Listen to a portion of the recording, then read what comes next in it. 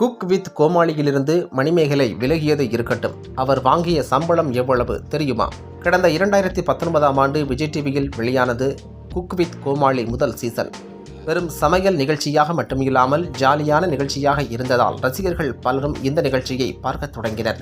நடுவர்கள், கோமாளிகள், போட்டியாளர்கள் என சின்ன சின்ன மாற்றங்களுடன் தொடங்கிய 5வது சீசனின் இந்த வாரம் ஷோவின் செமி ஃபைனல் ஒளிபரப்பப்பட்டது. அதில் முதல் ஆளாக நடிகை சுஜிதா ஃபைனலுக்கு முன்னேறியிருந்தார். 5வது சீசனின் ஃபைனல் ஷூட்டிங் நடத்தி முடிக்கப்பட்டுள்ளது.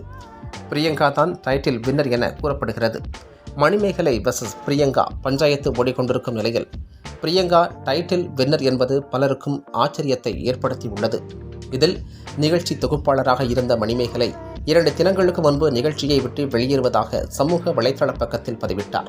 எல்லாவற்றிலும் மேலானது சுயமரியாதை முக்கியம் என்றும், இந்த சீசனில் குக்காக வந்த ஒரு பெண் அவர் வேலையை மறந்து ஆங்கர் போல செயல்படுகிறார், என் வேலையை செய்ய விடாமல் ஆங்கர் வேலையில் அவர் குறுக்கிடுகிறார் என்றும் மணிமேகலை கூறியிருந்தார்.